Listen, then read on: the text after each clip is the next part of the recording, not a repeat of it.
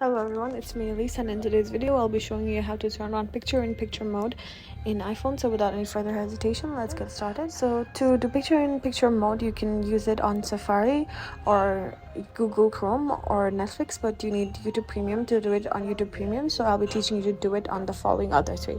Open your settings, then scroll down, then click on General, then go to your picture-in-picture mode. Then you need to make sure that the start PIP automatically is turned on and it's never turned off. So after this is turned on, then you can go back or open one of your browsers. I've tried opening YouTube on Google Chrome, but as you can see, once I play a video and I try to do it picture-in-picture mode, it does not work since you need YouTube Premium for it.